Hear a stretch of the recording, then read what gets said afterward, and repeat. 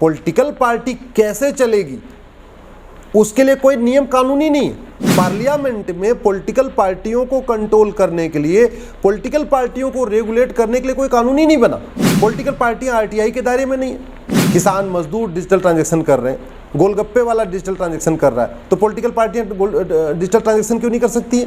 भारत में एक देश एक चुनाव संहिता लागू करना जरूरी है। One nation one election code, uniform election code यानी समान चुनाव संहिता बहुत जरूरी है लागू करना।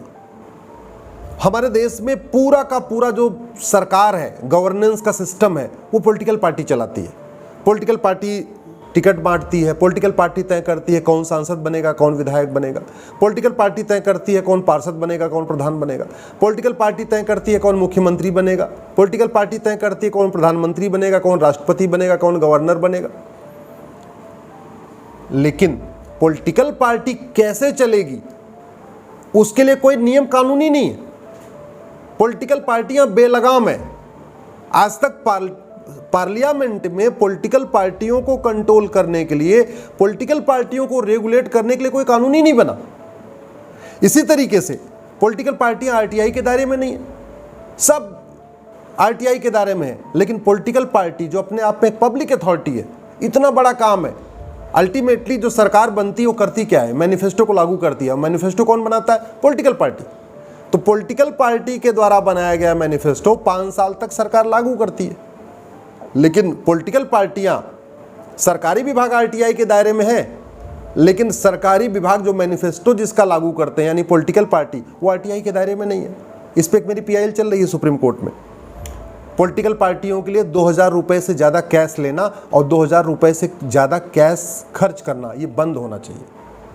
ये जब तक कैश लेन देन वाला सिस्टम बंद नहीं होगा पॉलिटिकल पार्टियों के लिए, तब तक जो पॉलिटिकल करप्शन है ना, राजनीतिक भ्रष्टाचार, वो बंद नहीं होगा। इसलिए मैं कह रहा हूँ पॉलिटिकल पार्टियों के लिए बैन होना चाहिए कि न वो 2000 रुपये से, एक व्यक्ति से 2000 रुपये ज़्यादा कैश ले सकती हैं, न किसी भी काम पे 2000 रुपये से ज़्यादा कैश खर्च करती हैं।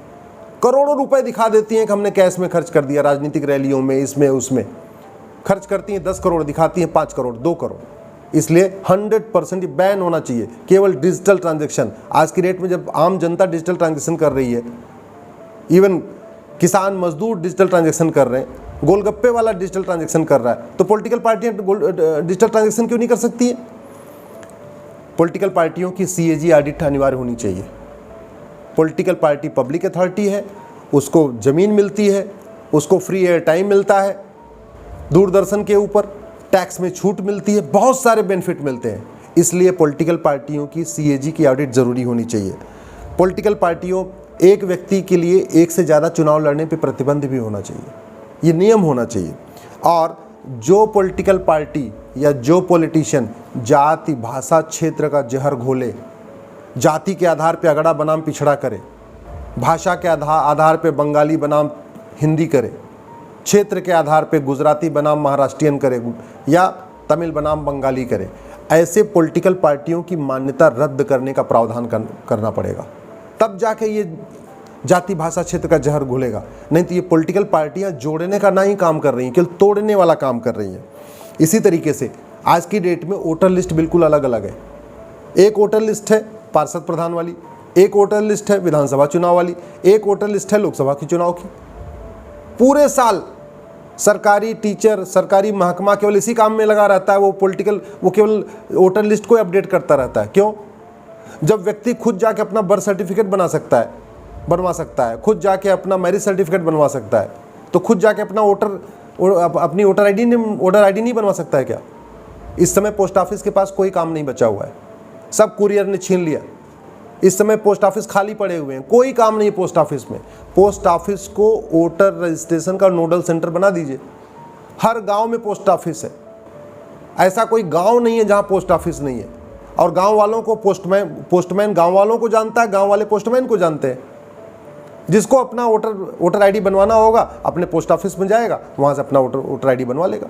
इसलिए मैं कह रहा हूँ कि जो ये पोस्ट ऑफिस है ना, इसको वोटर रजिस्ट्रेशन के लिए वोटर लिस्ट का नोडल सेंटर डिक्लेयर कर देना चाहिए।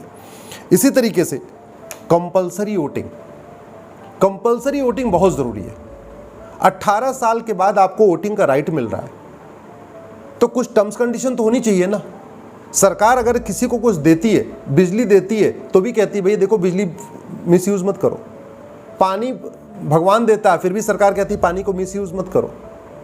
एयर पोल्यूशन के लिए कानून है, वाटर पोल्यूशन के लिए कानून है, नॉइज पोल्यूशन के लिए कानून है, बिजली के लिए कानून है, हवा के लिए, सबके लिए कानून है। लेकिन वोटिंग के लिए कोई कानून ही नहीं है। वोटिंग को फंडामेंटल ड्यूटी डिक्लेयर कर देना चाहिए। जैसे वोटिंग का राइट फंडामेंटल राइट है, वैसे वोट करना फंडामेंटल ड्यूटी होना चाहिए। और जो आदमी वोटिंग न करे, अपने फंडामेंटल ड्यूटी का वायलेशन करे, उसके खिलाफ कुछ कार्रवाई होनी चाहिए। दुर्भाग्यवश हमारे संविधान में फंडामेंटल ड्यूटी है, लेकिन फंडामेंटल ड्यूटी जो अपनी नहीं निभाता उसके लिए कोई कानून नहीं है। फंडामेंटल राइट के वायलेशन पे तो आप कोर्ट जा सकते हैं कि भाई फंडामेंटल राइट वायलेट हो रहा है। जो आदमी अपनी फंडामेंटल ड्यूटी नहीं निभा रहा उसके लिए क्या होना चाहिए? उसके लिए भी सरकार को कानून बनाना चाहिए। इसलिए मैं कह रहा हूँ, देश में, दुनिया के कई देशों में कंपलसरी वोटिंग है, वहाँ कानून है। भारत में भी कंपलसरी वोटिंग के लिए कानून बनाना चाहिए। और जब सबसे इंपॉर्टेंट ये है, one nation one election, one nation one election हो जाए, इस देश का विकास बहुत तेज़ी के साथ बढ़ जाएगा। अभी पूरे के पूरे 5 साल पॉलिटिकल पार्टी चुनाव के मूड में रहती है। आधे से ज़्यादा सांसद और विधायक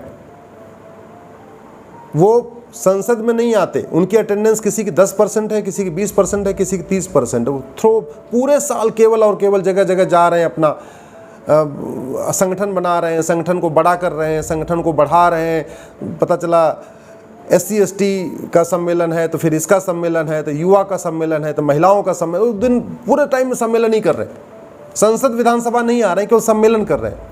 इसलिए मैं कहता हूं कि इस देश में one nation one election code की ज़रूरत है। एक तो पहली बात, जो कानून बना था 1951 में, ये रिप्रेजेंटेशन ऑफ पीपल एक्ट, वो उस समय के लिए ठीक रहा होगा 1991 में। आज की डेट में बिल्कुल बेकार हो चुका है। बहुत सारे लोग जो करप्शन के केसेस में फंसे हुए हैं, वो पार्टी के पदाधिकारी बन के बैठे हुए हैं और पार्टी अध्यक्ष बन के बैठे हुए। हमारे चूँकि ये कानून नहीं है, कानून अच्छा हो जाए, राजनीति साफ हो जाए, पॉलिटिकल पार्टियों का एक कंट्रोल हो जाए, पॉलिटिकल पार्टियों को काम करने की एक्टिविटी एक कंट्रोल हो जाए, तो बहुत बड़ा बदलाव हो जाएगा। अच्छे लोग राजनीति में आना शुरू कर देंगे। आज की डेट में तो राजनीति मतलब गंदगी हो गई है, और राजनीति सबसे ज़्यादा फायदेमंद धंधा हो गया है। इसीलिए सब राजनीति में कूदे चले आ रहे हैं। ईमानदार लोग राजनीति से बाहर निकलते चले जा रहे हैं और गंदे लोग राजनीति में कूदते आ रहे हैं। इसका सबसे बड़ा एग्जाम्पल आपको मैं बताऊं, अगर आप पहले के नेताओं की क्वालिटी और आज के नेताओं की क्वालिटी देखिए। ऐसा नहीं कि डॉक्टर अंबेडकर जैसे लोग भारत में पैदा नहीं हो रहे, सरदार पटेल जैसे लोग भारत में पैदा नहीं हो रहे, या शास्त्री जी जैसे लोग भारत में पैदा नहीं हो रहे, या श्यामा प्रसाद मुखर्जी जी जैसे लोग भारत में पैदा नहीं हो रहे हैं, पैदा। लेकिन पॉलिटिकल सिस्टम इतना गड़बड़ हो गया है, इतना ज़्यादा वोट तंत्र और नोट तंत्र हावी हो गया है, ईमानदार दूर होते चले जा रहे हैं, गंदे लोग राजनीति में आते जा रहे हैं। समाधान इसका यही है, one nation one election code, यानी एक देश एक चुनाव संहिता, यूनिफॉर्म इलेक्शन कोड यानी समान चुनाव संहिता। आशा करता हूं सरकार इस पे ध्यान देगी और बहुत जल्द भारत में one nation one election code बनेगा।